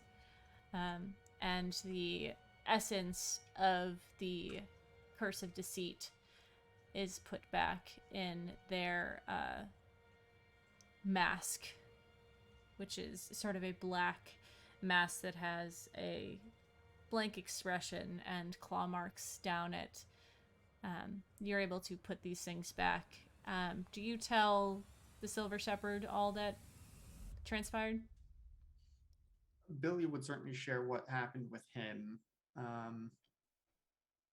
And we'll leave it up to Jupiter how much she wants to share of her own experiences. But Oh, I'll tell them the whole thing because I have to if I'm going to talk. Yeah, exactly. Can't lie about it. Exactly. The Silver Shepherd speaks in a very airy voice that I cannot replicate as a human, but they sit down at their desk and begin to take notes. And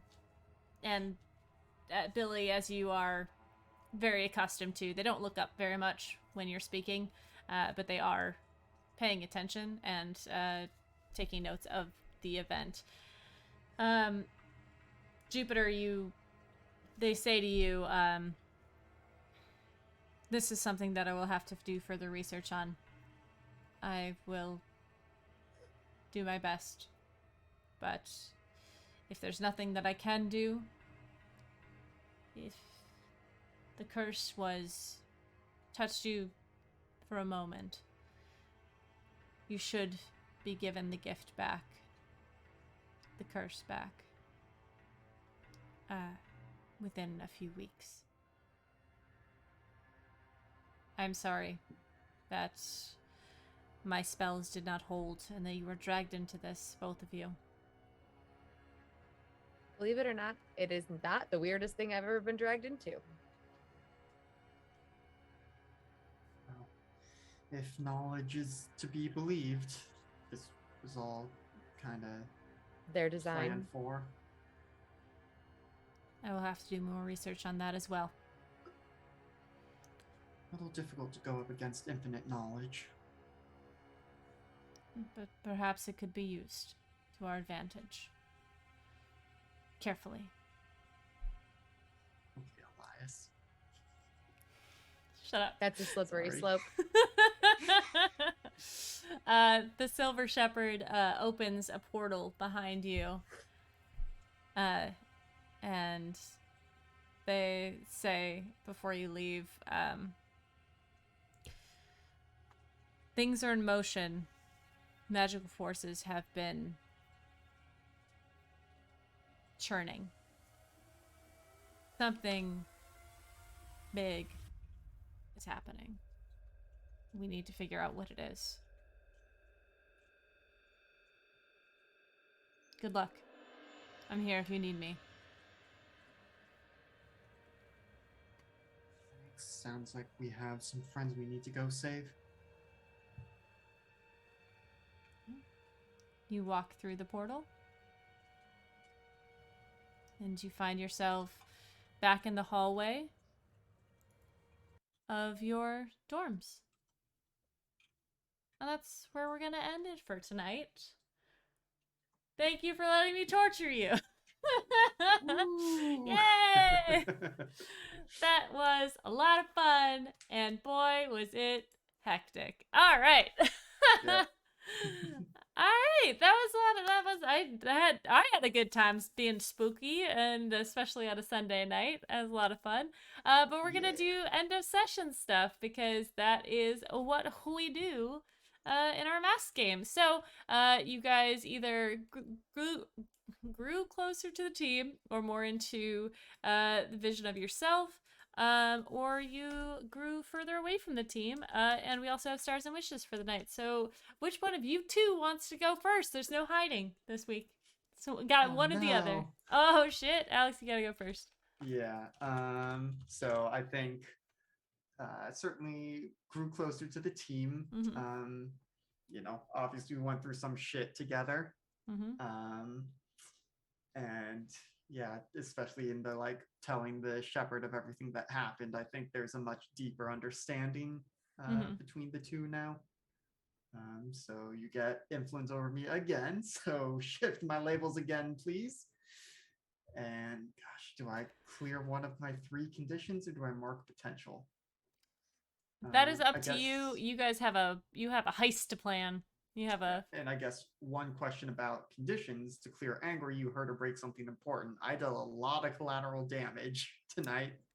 but that's not. I'm looking for Yeah, emotional hurt and damage, not just like that's I broke fair. a few books.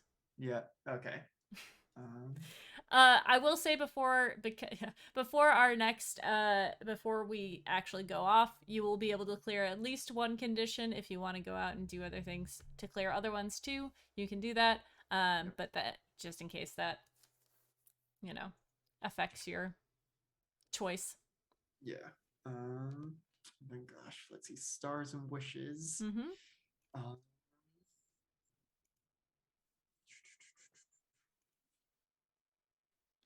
I'll start with a wish is that somehow we get to see like the AU version where it was Sophia and Nancy who went through this. Though it would make far less sense for them to wind up here. Um, but then,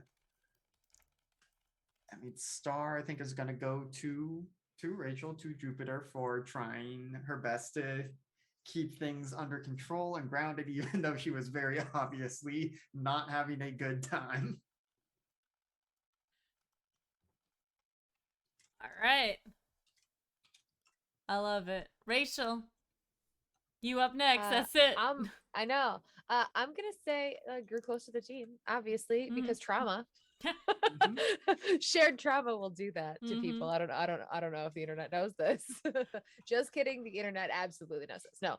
Yes. So yeah, the shared trauma. So you can, shift my labels, Billy, Mhm. because Right.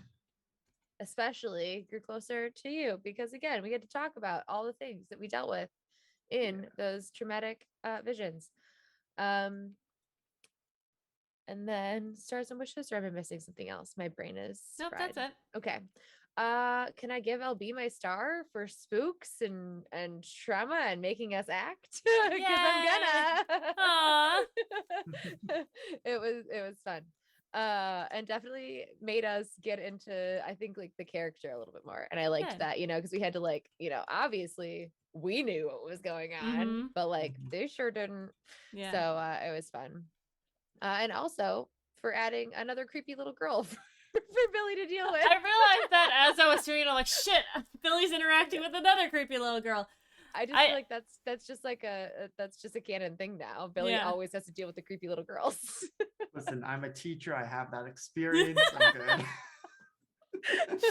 Kids say the darndest things. Uh-huh. Yeah. And then my wish is I definitely want to see how all the things play out that they mentioned.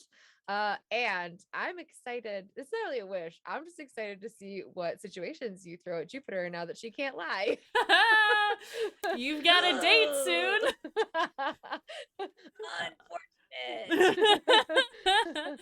Unfortunate. Yeah.